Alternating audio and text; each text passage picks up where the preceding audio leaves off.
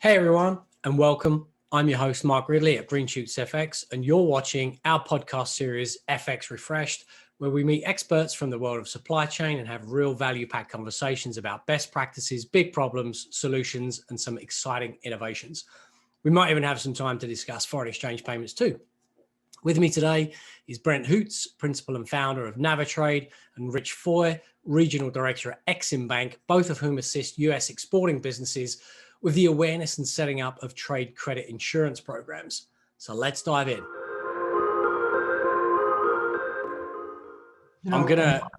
This is actually a great idea because you and I went through trade credit insurance yesterday, but EXIM Bank is much more than that, actually. Yes. Rich has several things to talk about beyond just trade credit insurance. So Absolutely. But Rich, I'm gonna ask you then just to go through that again in the sense that you were contacted by North American businesses all the time, typically focusing obviously on exporters. Right. And your first conversation with them typically looks like what exactly? Yeah, so I work with a lot of small businesses. I'm out of the Office of Small Business within XM. So small, medium-sized businesses is my core. And in many cases, when I start the conversation, we're looking at their experience, and also in many cases, they're looking for working capital. So we discuss who they have their banking relationship with. Logically, I try to push them to where their banking relationship is. Unfortunately, many of these folks are banking with the wrong banks. They're banking with the JP Morgans, the Citibanks, and large institutions, because when they're starting their business, they say, okay, these banks have all the tools that I need to affect international business. Unfortunately, those same banks are not interested in loaning to these smaller companies. So then there's a mismatch there. So in many cases, almost all cases, I recommend that they engage with a more regional bank, someone that is, looking to grow with them, understands their needs, and can support them in a better way. In many cases, they give up some of those tools, such as foreign exchange or other elements that the larger banks focus more on. But it's a trade-off that many of them are willing to make. And if there is another option out there, then it's a perfect fit for these folks. Yeah.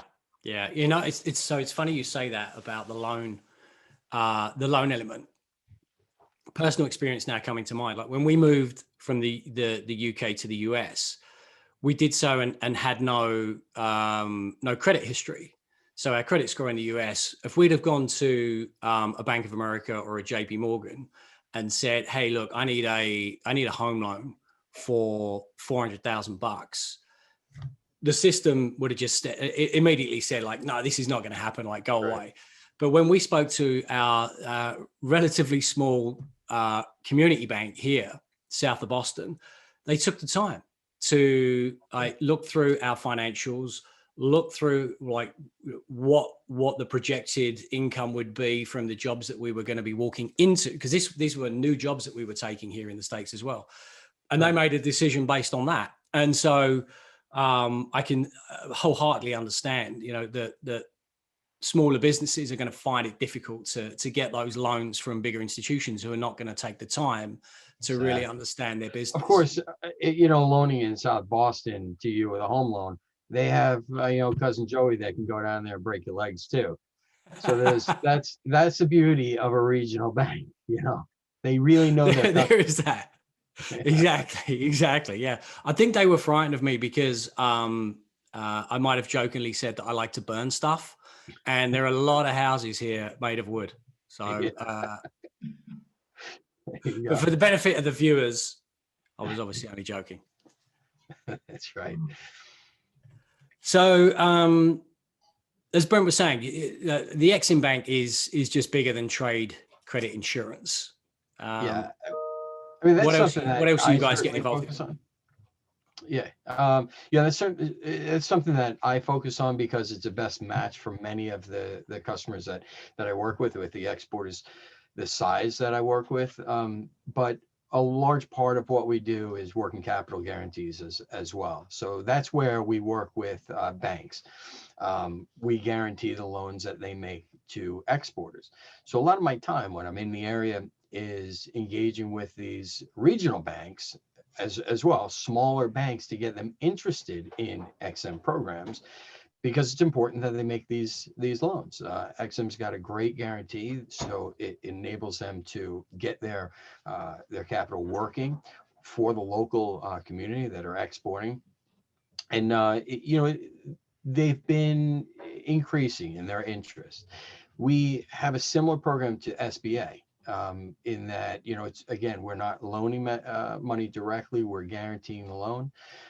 And in many cases, smaller banks, they choose SBA over EXIM simply because they have volume with SBA and it's easier for them to manage. So it's something that we're there for them. It's important that they know what EXIM, where we fit, for these banks, and that we are a good choice when maybe they have a loan that's too big for SBA, which caps out at 5 million. We don't have a cap. Yeah, so these are our conversations that we have regularly. I've been fortunate enough to be in those conversations with Brent as well. He's got some great, contacts, so we're able to kind of share information and make a joint pitch on what we do. So it's nice. It's nice working with Brent on things like. So you mentioned that you're speaking to banks directly. Are these banks approaching you, or are you marketing yourself directly to other banks? So the way it usually works, me as kind of a business development person, when I either identify a bank that's interested in international, which unfortunately is decreasing now. Yeah. When I find a bank that's interested in international, or they've had experience with SBA's program, then I usually try to touch base with the person in charge of international and explain the benefits of our program. And, our program being the loan guarantee as well as the credit insurance, because keep in mind, if they're making a loan, having the credit insurance really secures them.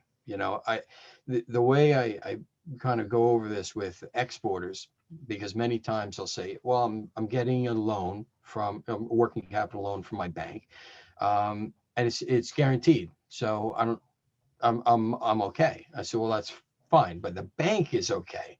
The bank, if you default, will be paid back. You, unfortunately, is still on the hook for the money.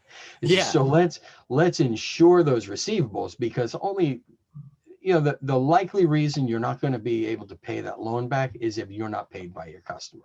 So let's make sure that you're going to be paid on that receivable, either by your customer or by EXIM Bank. And that's where we engage with Brent or other brokers and put a policy together, for these exporters, so that they're being paid, and then they can pay the loan back. Right. So it's really a full cycle. Rich, I'm sorry, you said other. The brokers. Your wife, yeah, your connection must have hiccuped. So Rich, on the working capital guarantee program, which is hugely valuable to companies in a lot of different settings,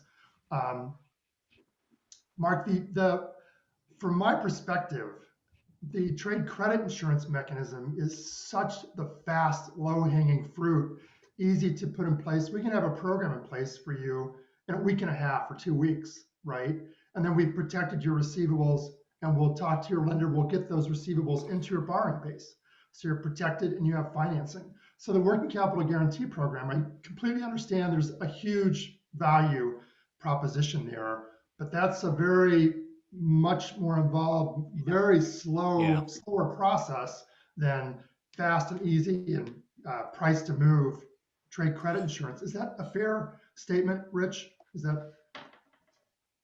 Yeah, absolutely. Well, it's important, in my opinion, and when I'm speaking with these folks, that they get the insurance in place first, because a bank will loan on assets. They need to be the loans need to be collateralized. So you can build an asset and insure as an insured receivable that the bank can then loan against, advance money against that insured receivable. If you're naked on that receivable, there's no leverage for the bank, so they can't loan against it. Right. So Right. it's important. The chicken and egg thing. It's very important that they have the credit insurance first, in my opinion, to help build up the borrowing base so they can get more money from the bank when they approach them for working capital. Right. Question, And what would you estimate the turnaround time from start to finish ballpark might be for a company that's interested in the working capital guarantee program and then pursuing that and working with their lender to actually get a program in place? Just ballpark. Well, from a standpoint of a from an insurance policy standpoint, we usually get those in place on a multi-buyer policy, usually a week or so, a week, 10 days, we get a policy in place. The process for underwriting a loan is much longer. And, that can be, I'll say 30, 60 days, depending on how motivated the bank is, how fast documents are returned to the bank. That tends to slow down the underwriting process. But usually I would say we can get a working capital guarantee in place within 60 days. Now, this is another reason why we look to engage with banks early, because we can put them on a program where they have authority to make loans, so they can, usually if a bank is not, if they don't work with us regularly and they don't have experience with us, then we require a secondary underwrite. So they do the underwriting. All of these guarantees need to meet the underwriting criteria of the lending institution first.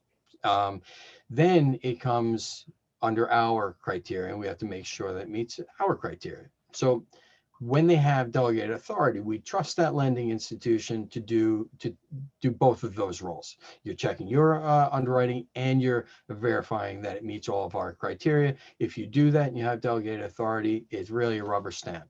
right.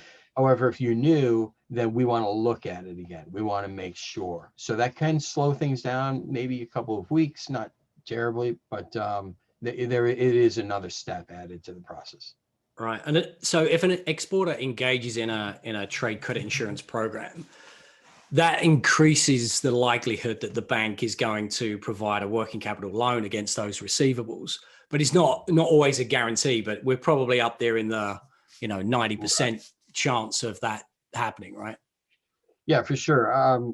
You certainly increase their interest in it because they're more secure. We're going to have a receivable as an underlying asset that they're loaning on, and maybe other things, inventory, with things of that nature, typical collateral that the bank would take, and leverage for the loan. Now, if it's insured, they have they're in a good position because the U.S. government's backing that invoice. Then if they're using the EXIM guarantee, it's kind of a belt and suspenders. They know their customer, their borrower is protected, and they know they're protected on the loan side. Now, if the invoice isn't paid, what happens is when the bank makes a loan using the receivables, they're added to the policy. Right. As a payee. So it's kind of a double paid check. They Right. would make the check out to Mark and Brent, in that case. So the lender is secure. Right. Okay. So increasing So it that doesn't always chance have to go to default, and and that's the beauty of the insurance, is it doesn't have to go through the default process and on for the bank to get paid. They get paid right away.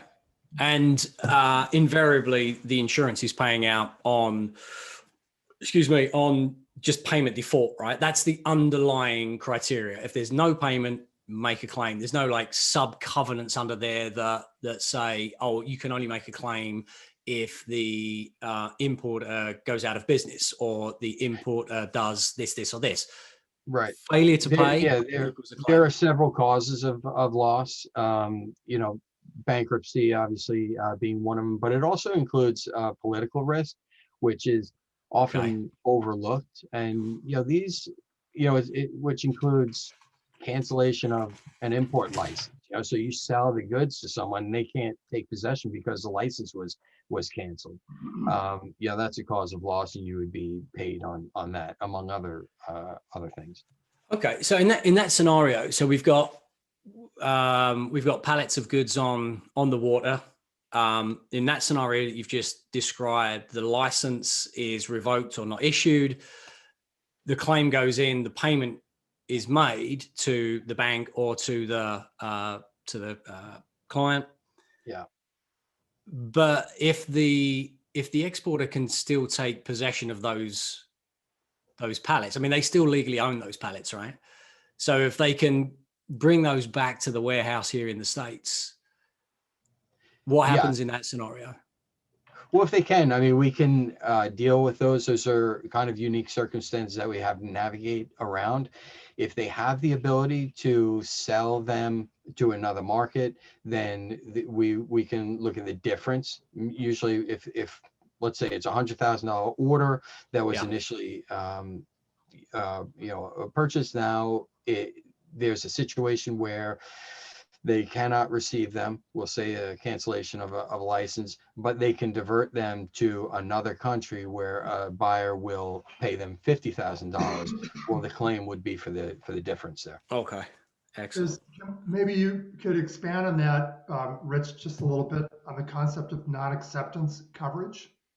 Yeah, so it's, I mean, I don't want to go too deep into it, but yeah, basically, if there are circumstances whereby the buyer cannot receive the goods, then there's a provision, a non-acceptance provision, where if they don't take possession of them, there's a valid claim there as well. Now, we, in certain areas, will carve that out.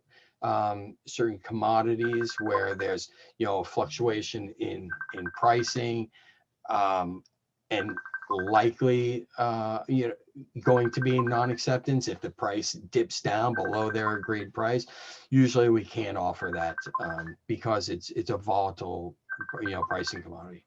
Right. So I've always looked at that as, if I make a widget and I ship $100,000 of widgets to Brazil and the buyer never comes to pick them up, then I have to have the cost of shipping them back, but I still have my widgets. So I've experienced, if nothing else, just a shipping and a time cost. And so that would be potentially a non-acceptance coverage that EXIM Bank would entertain. Yes, they didn't accept it. There was that shipping cost to get it back. Would that be an example that? Right. Yeah. It's basically the difference of what you are able to get from the order and what the original order was for, that we agreed we would cover. So, I mean, you can kind of almost look at it from a salvage standpoint. You know, if you can get salvage, well, you get the difference between the salvage value and the agreed value. But that's a good deal. I mean, this is great. You know. Of course, that's why I encourage folks to have. Right. But what's amazing to me, and Brent and I spoke about this recently, is the lack of understanding or the lack of knowledge that A, EXIM Bank exists, but B, the programs that you guys run or that you guys offer, right? I mean, yeah, coming from Europe, I used to deal, like, especially in the UK, the ECGD was the EXIM Bank's equivalent, right? Yeah. And we deal with those all the time, even like 25, 30 years ago. And that awareness in Europe is certainly a lot higher than it is here in the States. So that's what, having right. And so hopefully having podcasts like this and putting out this information, we can generate that awareness that, hey, as an exporter, you don't have to fear about moving into new markets. And as Brent and I spoke about yesterday, even if you've got buyers that pay on time, you can still take part in this program and expand. I mean, this is not just about insurance and protection. It's about growth opportunities that you guys listen, people had great experience in hold on one sec. Sorry, Brent. Kind of sorry, I have ice machine going in the background. Keeping it real. So people were in great shape. up till February, March, right? Payments were flowing, everything was good. And then what happened? Nobody saw this coming, and people were not being paid because people were not entering locations to buy goods that they expected to sell. So this was absolutely a domino effect, this COVID thing. So anything like this can happen, and these things do happen, granted, in pockets around the world all the time. There are circumstances that pop up beyond the control, certainly of the exporter, that affect payment in a negative way. And as a business owner and an exporter, obviously you do everything you can to mitigate the risks associated with your immediate business, right? I mean, you insure your building, you insure your products, you take all of these things. But now, if you're exporting on open payment terms and you're not insuring them, well, now you're also accepting all of those business responsibilities of your buyer, multiple buyers. That's a huge burden. And there are tools like a credit insurance policy that can absolutely mitigate those risks. And I encourage everybody to really look into it. That is actually a perfect now segue into foreign exchange issues, because all of those same outside factors, when you're invoicing in US dollars, right, Mark? We think we're okay. Well, we'll just invoice in US dollars, but perhaps the buyer in Brazil, their currency is devalued and they can't come up with US dollars. So those same outside factors that you're talking about, Rich, seem to perfectly apply to the value of a foreign exchange risk management tool, through GreenShootsFX, that type of thing. That's 100% right. I mean, as an exporter, invoicing in US dollar, or even if you're importing in US dollar, but let's focus on the exports for this point in time. If you're exporting and you're invoicing in US dollars, you're shifting the foreign exchange risk from yourself to the buyer, right? And so that's a very good example, Brent, in the sense that if the buyer cannot get hold of the currency, or their lines of credit are pulled for whatever reason, you as an exporter don't have foreign exchange risk, but now you have non-payment risk. So bringing in an EXIM program as well as a foreign exchange program, I think makes sense for many of an exporter. I'm going to throw importer in there as well from a foreign exchange perspective.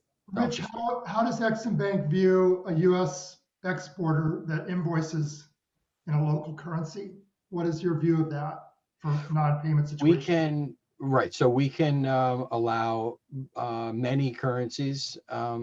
We'll cover foreign currencies. Now, obviously, part of the coverage that EXIM offers is currency inconvertibility. So if you're invoicing US dollars and you cannot get paid because they can't get US dollars out of whatever country, well, that's a claim that we would respond to.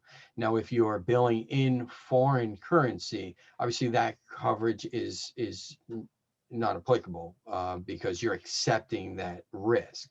Mm-hmm. But if you're smartly accepting that risk and mitigating it through the tools that you offer, Mark, well, yeah, that's really the perfect pair, in my opinion, because you're really thinking of your client. You're kind of putting your foreign buyer first, and not putting the burden of the currency onto them. You're assuming that, but you're also protecting your risk. And I think that these are all tools. These are all ways that you can just keep the flow of goods going. I see all the time where people that require payment in advance, they're fine. They feel like they're fine. They're selling what they can, and then they put a policy in place, and they say, I can offer open payment terms. In so many cases, I see their sales to same buyers triple, and simply because of cash flow. They're able to receive the goods, sell them, and then pay. So when you start thinking in your buyer's shoes, if you put yourself in the buyer's shoes, I think the business just opens up. 100%. One of my best, Mark, on that note, like one of my top clients I've had as a client for like 12 or 13 years now. They make oil and gas valves for the oil and gas industry. We started with them. When we started, we had 4 overseas buyers, and we now have 105 overseas buyers for this company in Oklahoma. So, and that is purely about their partnership with EXIM Bank and that value-added proposition of EXIM Bank taking them to the next level and really understanding the needs of their overseas buyers. Exactly what Rich is talking about. So it can Right. be very Okay. dramatic for companies. So the program itself not only allows for expansion, but helps a CFO and a CEO, if you will, sleep better at night. So there's probably nothing. I'll be very careful how I say this. I was going to say there's nothing really stopping that particular client having gone down the road or through the process of expansion, but it would have caused significant worry and concern and probably breached a number of covenants that they might have with existing lenders, i.e. not expanding too fast, too quickly, That's what or was shown. exposing themselves to too much risk.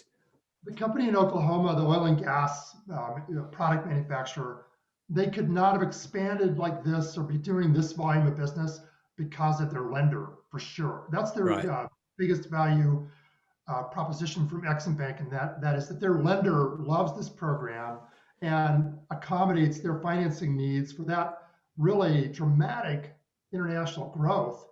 And it would not have happened without the partnership with EXIM Bank.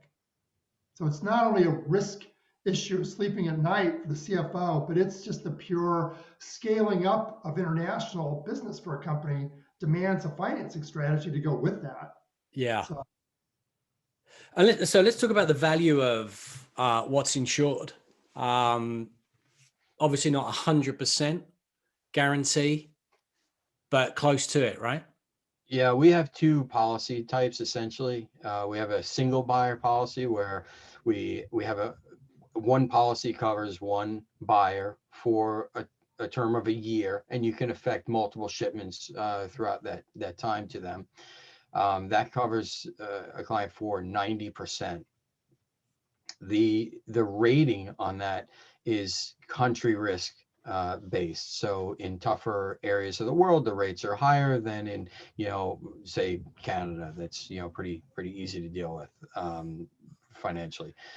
Then we have our multi buyer policy, and what that is, we put one policy in place for the export, and we simply plug in buyers as needed, and we can just keep adding them, increasing the limit as appropriate. And we cover that for 95%.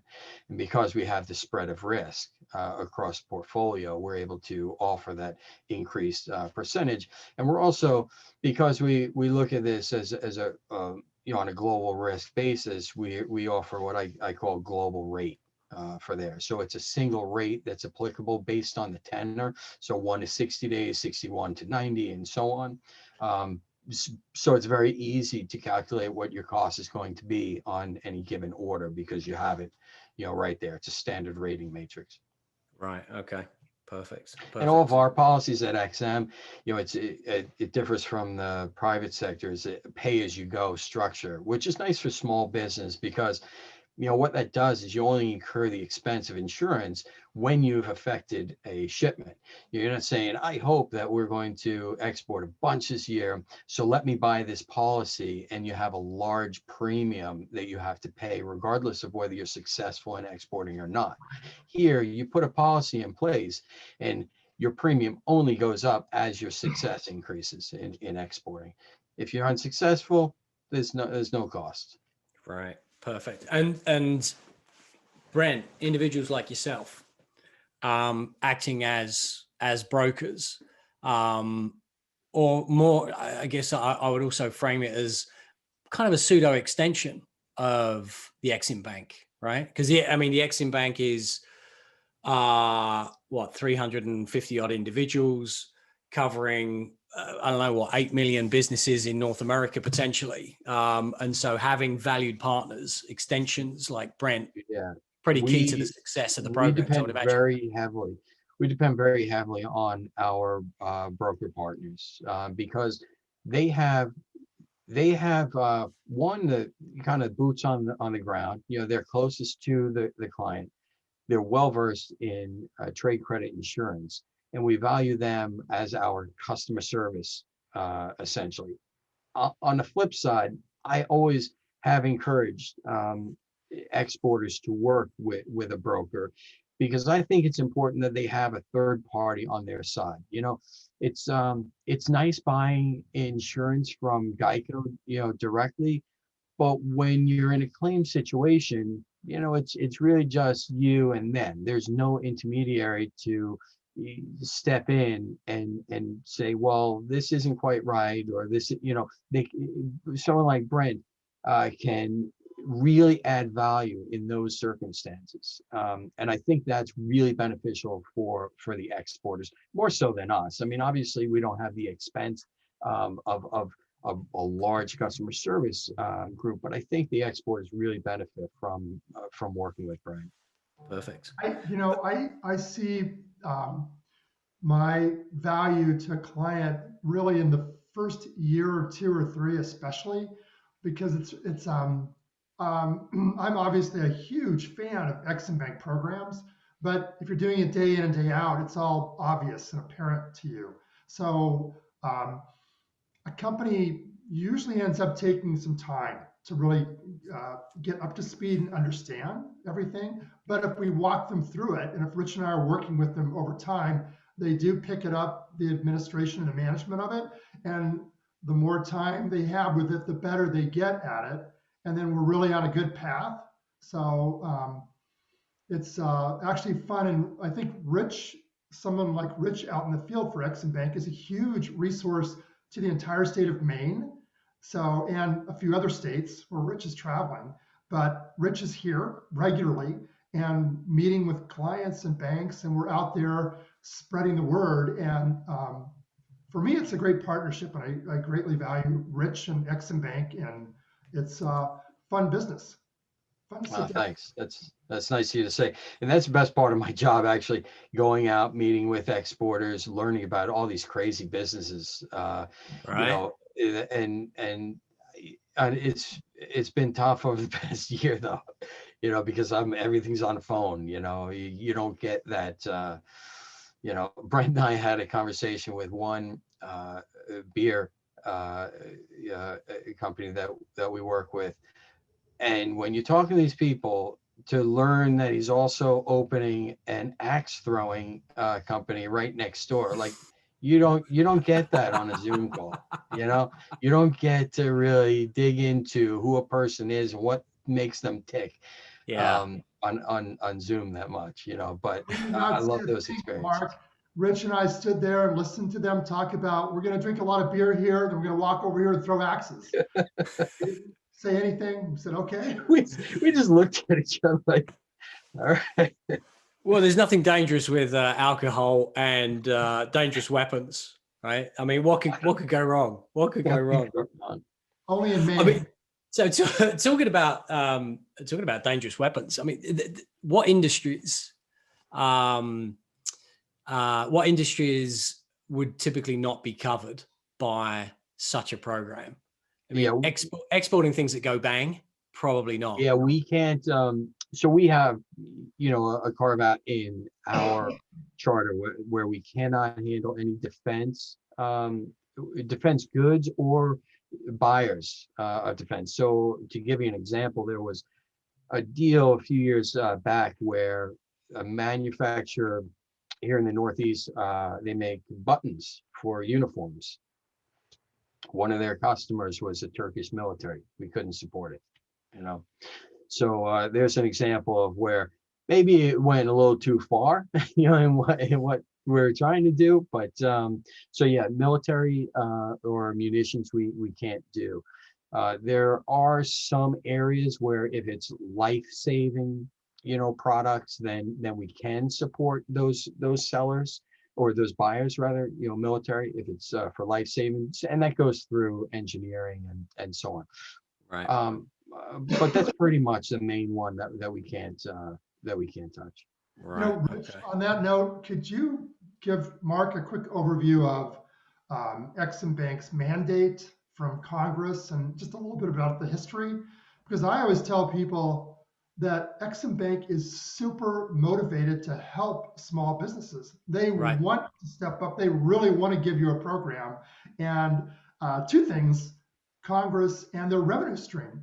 You know, where does EXIM Bank's revenue stream come from? You know, for them. And Yeah. So, well, there's a few things. One, absolutely, we have to support small business. I mean, that's a congressional mandate, where a fixed percent of our total revenue is supposed to come from small business. Now, to get and that is driven largely by folks that misunderstand EXIM Bank.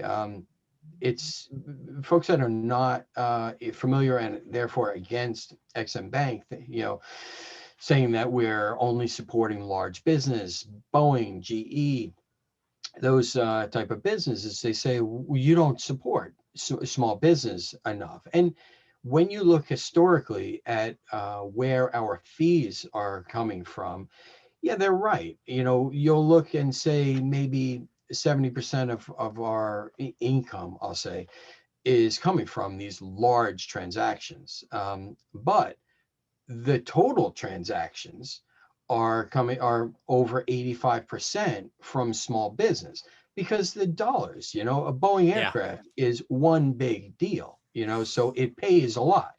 We have to have a lot of smaller deals so we really are touching many, many small businesses. And to go further, even on that Boeing deal, we're supporting literally thousands of small businesses, because to build a Boeing aircraft, it's not a Boeing shop. They're assembling products from many, many small businesses around the world, but many of which are U.S.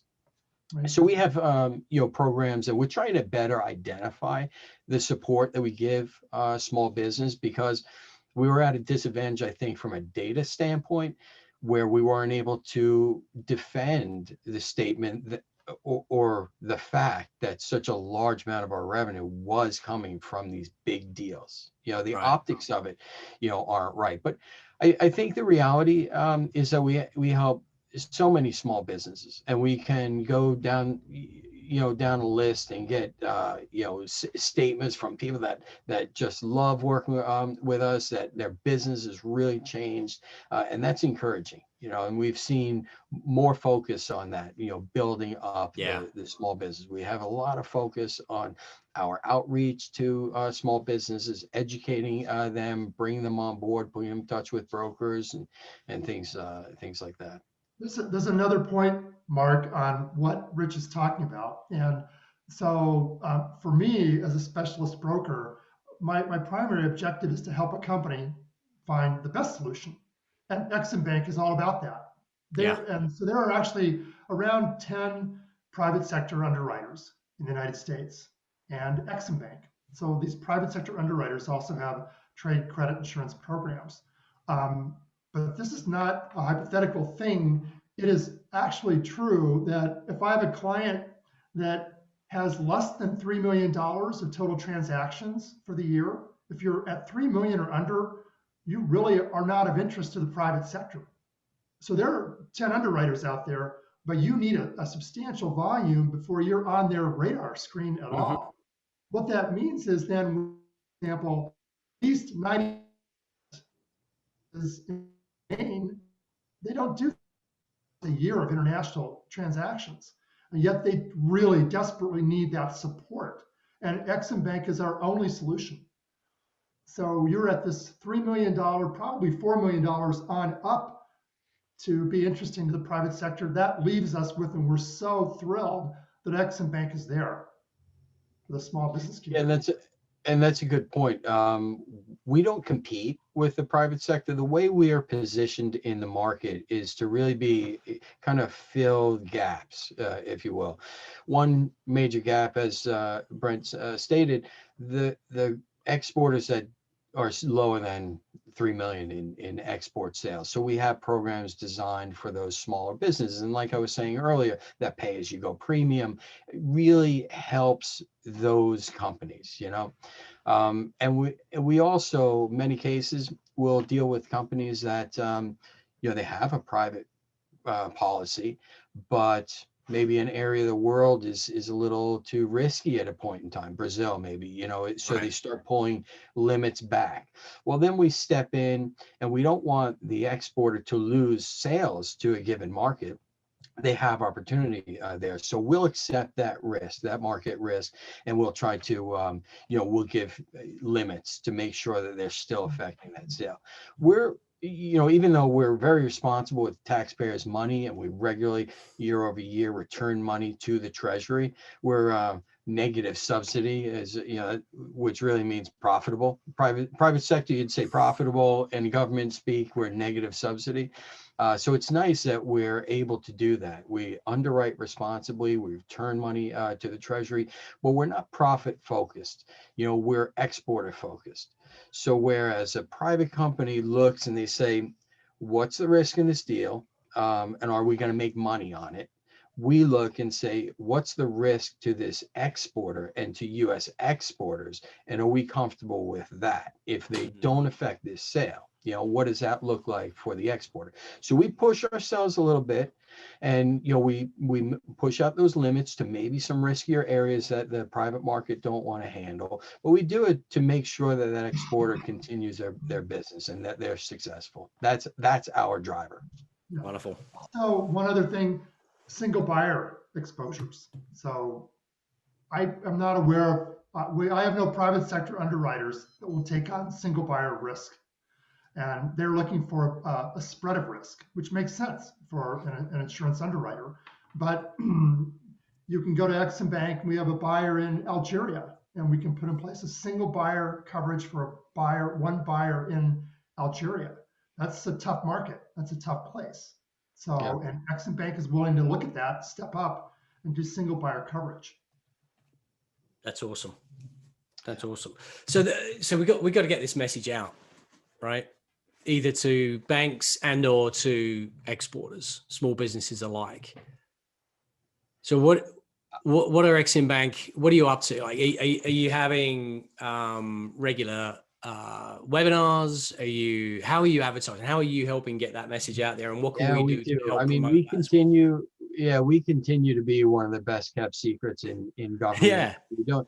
You know, we're working on that. Certainly, we put a great emphasis on educating the exporting public through webinars, through regular newsletters and the like. Folks can go to exim.gov and sign up for our newsletters and see our whole catalog of educational material. I try to participate in you know, panel discussions and calls like this with you, Mark, to kind of spread the word on what we're doing and how we can help. And I make myself available, you know, for anyone to reach out and call.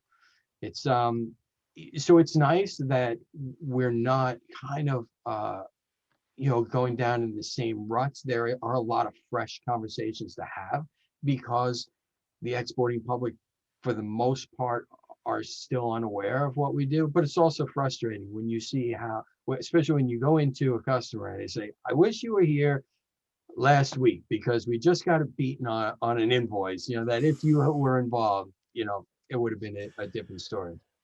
And, you know, we don't have a minimum too. I just want to say, you know, one thing, we don't have a minimum, which, you know, I go into very small exporters that have a few $1,000s in exports, you know, a month or whatever. And they're like, nah, it's not worth it. But this would literally be a couple of dollars. Whereas if you take that loss, that's your premium for a few years, you know? So if you say, okay, I have a couple of $1,000, $2,000 going to this company. Well, if you get beat on that invoice alone could have paid for your next couple of years in premium, because many of these small businesses, this is such a low cost item. It is. It's just, they should absolutely utilize it. And it's, you know, it's all relative in terms of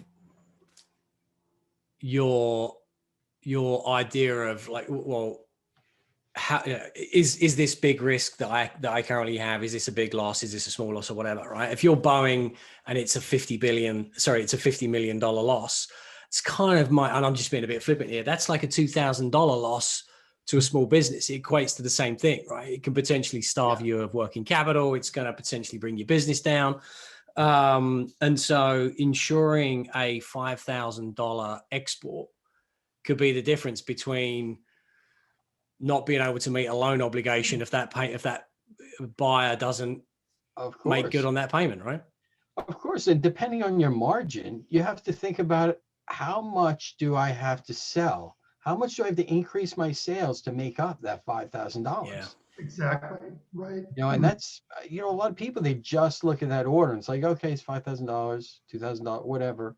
But when you start putting the pressure on your salespeople, Right. you know, to make that up, well, that's when, you know, things get serious. And you were saying earlier about, you know, who do you speak to, CFOs or whatever. Well, really, we have two channels in which to speak in any given company. It's the sales force, you know, the head of sales, which wants to increase their sales, and we have the CFO who wants to be able to sleep at night. So it's nice because if one's not listening to me, I can kind of talk to the other, you know, try to get in their ear, you know, and then we come together in many cases, you know.